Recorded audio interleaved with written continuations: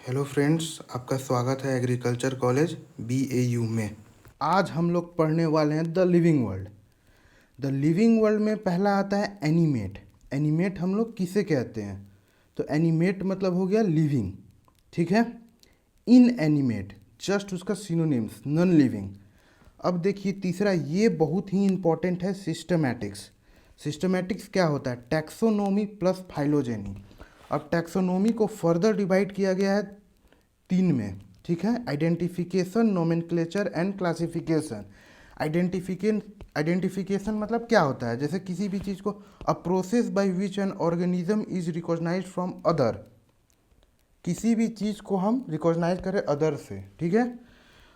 अब आता है नोमेनक्लेचर। अब उसको नामांकन करना, उसको नाम देना पर्टिकुलर, ठीक है। Naming of organism according to international scientific rule is called nomenclature. अब आ गया क्लासिफिकेशन। क्लासिफिकेशन क्या हो गया? The process by which an organism is grouped into convenient categories on the basis of some easily observable character. हम उसको classify कर दिए, जैसे किसी भी चीज़ से हम उसको क्लासीफाई कर दिए, ठीक है।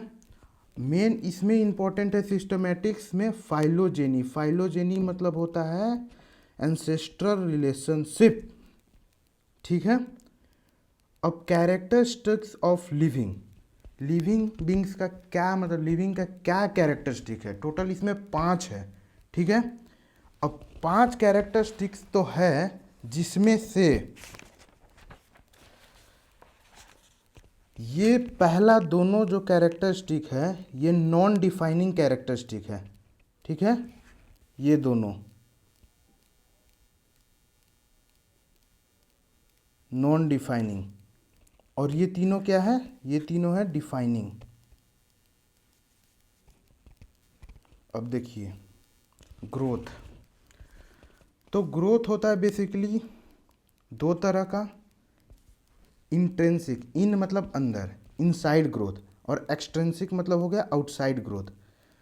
और दूसरा हो गया इनडिटर्मिनेट ग्रोथ और डिटर्मिनेट ग्रोथ। इनडिटर्मिनेट ग्रोथ मतलब हो गया अनलिमिटेड। अनलिमिटेड जैसे कोई चीज़ भी ग्रोथ कर रहा है, ठीक है। मतलब लाइफ स्पैन, मतलब जब तक मर नहीं रहा अपना ग्रोथ करते जा रहा है, करते जा रहा है, उसको हम लोग इनडिटर्मिनेट ग्रोथ कहते हैं।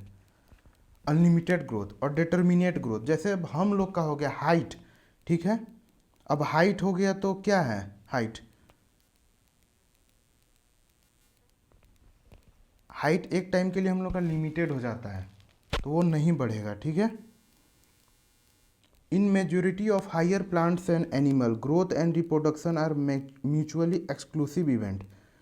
देखिए ये जो है ना बहुत ही इंपॉर्टेंट पॉइंट है।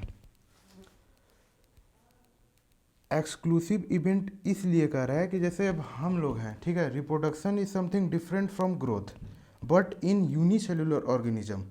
अब जैसे कोई भी अमीबा हो गया, ठीक है, यूनिसेलुलर ऑर्गेनिज्म, जैसे एक है सेल, अब वो टूट रहा है, तो टूट रहा है तो वो क्या कर रहा है? रिप्रोड्यूस कर रहा है, ग्रोथ। तो वो दोनों सेम चीज़ हो गया। अब रिप्रोडक्शन का एक क्या है, इसके वजह से जो है म्यूल्स हो गया, स्टेराइल ह्यूमन कपल्स हो गया, वर्कर बीज हो गया, इसके वजह से ये नॉन डिफाइनिंग कैरेक्टरिस्टिक में आता है, ठीक है। अब मेटाबॉलिज्म। मेटाबॉलिज्म क्या होता है? Test tube baby. Test tube मतलब इन विट्रो, वो क्या होता है? Neither living nor non living. इसको आप रट लीजिए, इसमें ज़्यादा दिमाग मत लगाइए। सेलुलर ऑर्गेनाइजेशन हो गया, ये आता है लिविंग और कॉन्शियसनेस। मेटाबॉलिज्म, सेलुलर ऑर्गेनाइजेशन और कॉन्शियसनेस, ये तीनों के तीनों क्या आता है? ये डिफाइनिंग कैरेक्टर है, क्योंकि ये नॉन लिविंग नहीं शो कर सकता है। अब देखिए जैसे हम आपको बताते हैं, यहाँ पे कहाँ गया था? ग्रोथ, ठीक है। अब ग्रोथ जो है नॉन डिफाइनिंग कैरेक्टर इसलिए क्योंकि ह्यूमन का भी ग्रोथ हो रहा है, एक माउंटेन का भी ग्रोथ हो रहा है। पहले माउंटेन क्या था? छोटा था, अब उसका कुछ हाइट बढ़ गया तो उसका भी ग्रोथ हो रहा है, तो वो क्या हो गया? यही के लिए वो इसमें आता है नॉन डिफाइनिंग कैरेक्टरिस्टिक में। और रिप्रोडक्शन तो इसके वजह से आ रहा है, म्यूल्स हो गया, स्टेराइल हो गया, वर्कर ब्यूज हो गया, तो ये सब क्या हो सकता है? ये सब रिप्रोड्यूस नहीं कर सकता, इसी की वजह से ये नॉन डिफाइनिंग कैरेक्टरिस्टिक में आ रहा है। Cellular organisation. सेलुलर ऑर्गेनाइजेशन का देखिए एक ये जो पॉइंट है, anything less than a complete structure of cell does not ensure independent living, hence cell is the fundamental structural and functional unit of all living organism. In this way, cellular organization is proved to be defining property of all living organism.